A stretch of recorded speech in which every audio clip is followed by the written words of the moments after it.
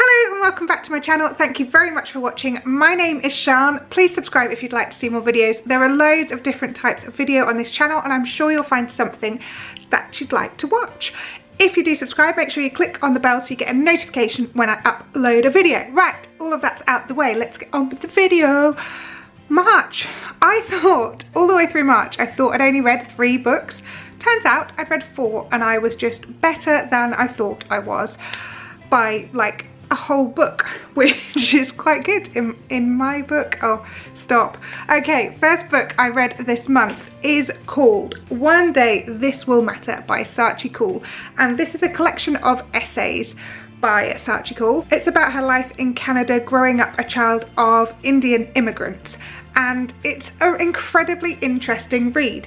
It's kind of painfully funny, it's embarrassing, you really feel for Sachi at times. It's about how she didn't feel like she fitted in when she was a child, and yet as an adult she goes to a wedding in India and realises that she doesn't fit in potentially there either. Although the colour of her skin is right, she's kind of lighter than other people and she doesn't really fit, if that makes sense. It's about racism. It's about that casual kind of racism that happens every day that should not happen.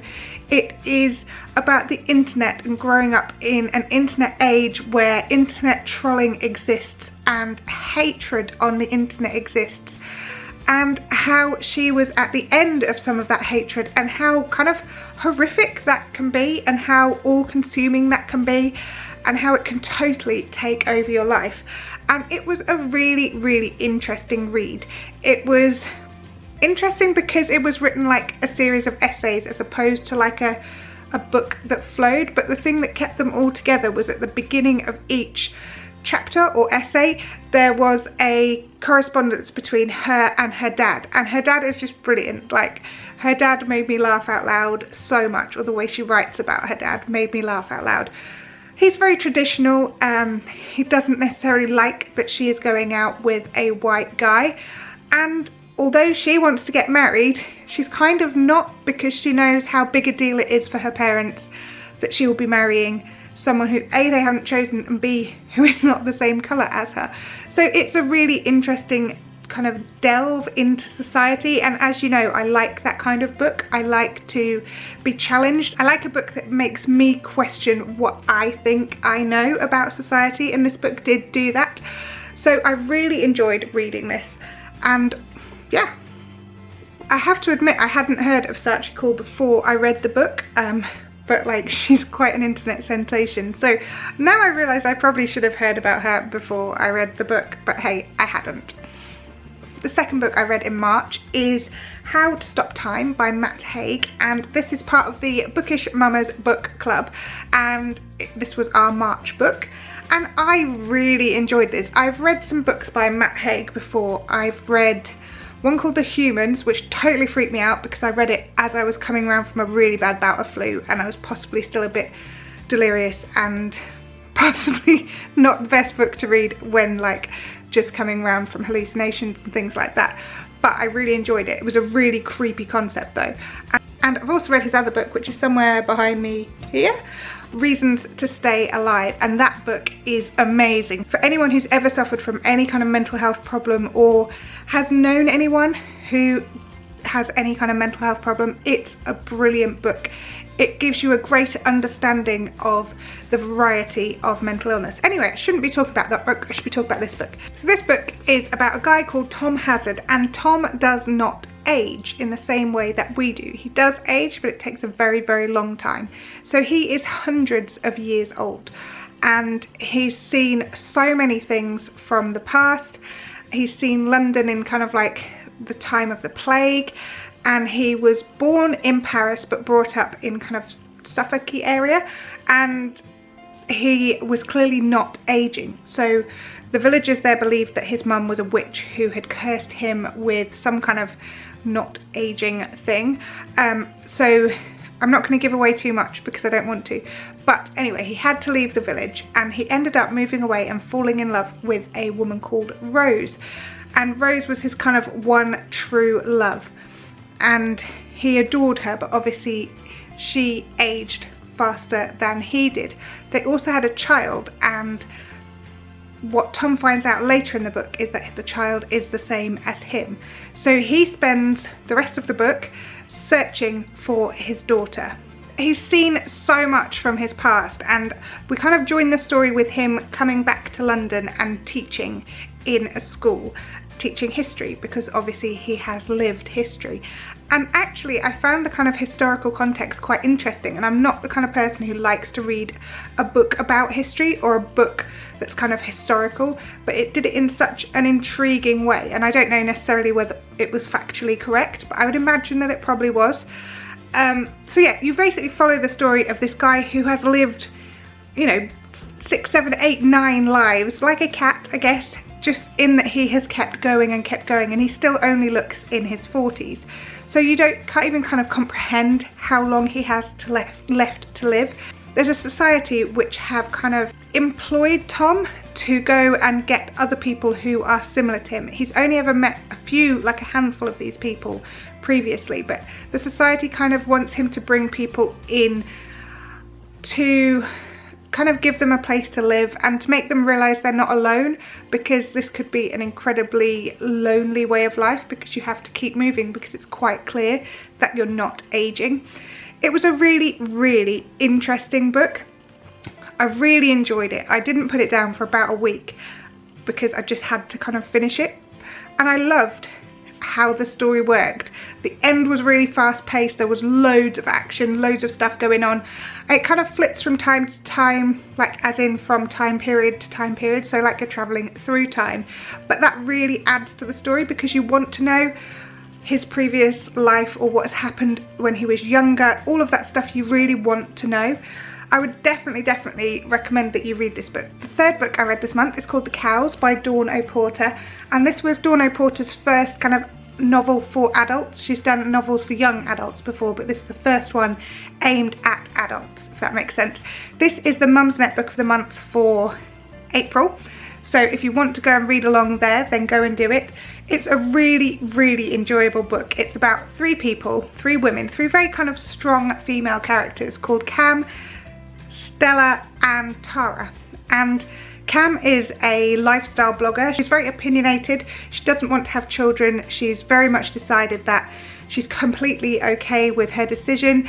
She blogs about stuff, so quite a bit of the book is about kind of her blog posts and things like that. Tara is a woman who is a single mother.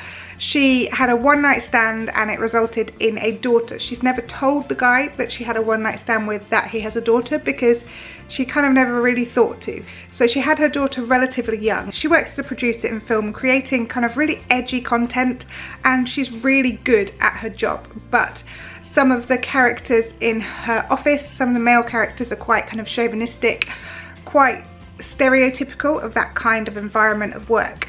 And then Stella is the youngest, I think, of the 3 characters. She lost her mum and her sister to breast cancer and has been told that she also carries the gene. If she's going to continue to live her life with a smaller chance of getting breast cancer, then she needs to have a mastectomy. So that's kind of where she's at, but she also is desperate to have a baby. She's kind of losing it a little bit, understandably. She is a PA to a photographer, kind of artistic photographer, and all of these women's stories are separate, and at the beginning of the book it's actually quite difficult to follow each different woman's story because they're so different, if that makes sense. But as you get to know each character, you understand their voice more, and the chapters kind of flow far more easily once you understand that. Tara goes out on a night out, gets drunk and does something she probably shouldn't on the train home, and then becomes an internet sensation. She goes viral for all the wrong reasons, and the book really delves into that kind of internet shaming, internet hate, in just how you can make someone just a character of hate and how much impact that has on their lives. You know, this woman has a young daughter, and her daughter is ending up in discussions at school about things that she obviously doesn't know about, but it has a huge impact on all of their lives. And the book is kind of about how all these 3 women's stories come together. And I don't want to give away too much, but I really, really enjoyed reading this book. I've heard people say it's kind of a very feminist book. I think it's a feminist book in that they're all very strong female characters and they're all trying to fight for their own place in the world, and they all want to belong, and that is about equality. And it's also about the fact that there may well be more choices available to us now, but those choices come at a cost for certain women. So if you have a young daughter, you have to then try and find childcare. You have to, it's just not as easy as saying, yes, I want that job, basically. There's so many more things to take into consideration for some women. And I think the book covers that topic really, really well. It covers the topic of not necessarily wanting children well. This book I really, really enjoyed, and I would definitely recommend that you go and read it. The final book I read this month is called All That She Can See by Carrie Hope Fletcher.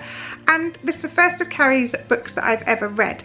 I've watched her on YouTube for probably about 8 years now, and I love her content, I love her voice, and I just thought, I think it was one that Amazon recommended to me, and I thought, yeah, let's go for that. It's a really interesting book, and I was genuinely quite surprised by it, and I don't want to like put Carrie down by that, because I don't think I expected her writing to be as good as it was.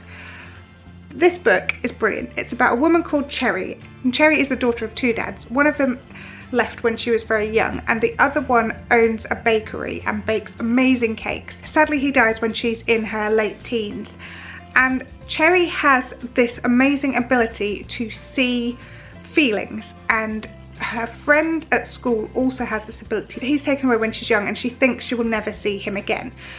So she sees bad feelings, and her friend Peter has called them medlums, and it's the idea that you know, if you're sad or you're lonely, you have this kind of like monster behind you, and the monster grows or shrinks depending on how that feeling is. So, you know, say you're feeling extra sad or extra vulnerable or extra lonely, then your monster gets bigger. But if you're feeling confident, then your monster shrinks. Now, Cherry comes up with this idea of creating a bakery, but the bakery isn't any kind of normal bakery. It's a bakery for feelings. So she gets to know her customers, and her baking is recipes which are basically put together purely for her customers and how they're feeling. So if they're feeling sad and they need kind of a picking up a bit, then she can give them some like hopefulness, I guess, in the cake. People taste it just as something like lavender, but it is an actual feeling that she's putting into the cake, and it's really, really difficult to explain this. So she's putting all of these kind of feelings in her cake to try and make people feel better about themselves, because she sees the bad feelings, she doesn't see the good feelings. She moves bakery every few months or every year, however long it takes for the people around to start feeling better about themselves. She then moves around. She ends up in Plymouth in a very kind of disjointed community, and she finds it very hard to establish her bakery straight away.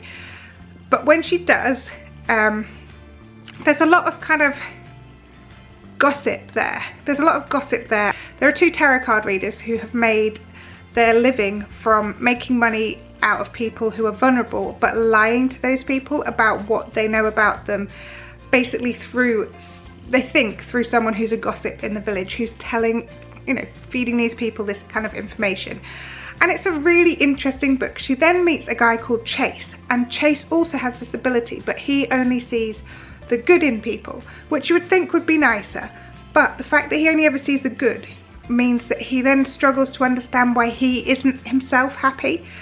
And it's an incredibly interesting book, and it gets dark quickly. There is a company called the Guild, and they say that they're there to help the people who, they call them feelers, people who can see these feelings. They have to put lenses on their eyes to stop them being able to see the feelings. And obviously for some people this is kind of a welcome change, because they don't want to be seeing people's feelings all the time. But Cherry doesn't feel like that. So the book is all kind of intertwined about this idea that Cherry can see feelings, and how she feels about the fact that she can see these feelings and the impact it has on her, and how she spent her whole life trying to help people because she can see their feelings. And I don't want to give too much away, and I'm hoping that there's a sequel to this because it's definitely been set up for the chance that there could be a sequel. It reminded me a little bit of Flawed by Cecilia Ahern. Just the kind of dystopian idea of it, that there's this kind of underground society, a literal underground society, who are trying to change people above ground in the real world. It's a really, really interesting read, and definitely recommend that you go and check it out because it's not one that I would have definitely thought about picking up. So this one surprised me in a very, very nice way. I think I've spoken for about 40 minutes, so I'm gonna have fun editing this down. This is the first month that I've just been like, I have to tell you everything about the books. So yeah, sorry about that.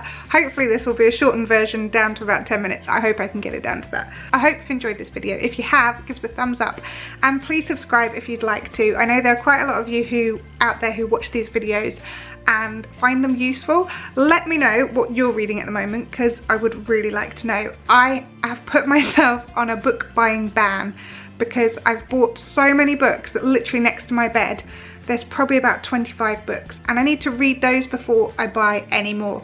So I'm gonna have to like sit on my fingers and not buy any more Amazon books. My son had to like drag me away from the bookcase in the charity shop the other day. So I'm gonna stick to my ban until I've at least got it down to about 10 next to my bed because I need to get reading. What can I say? So yes, I'd better get reading. In fact, I might go grab a cup of tea and do a little bit of reading now. Sounds like a plan. I'll see you again soon. All right, bye.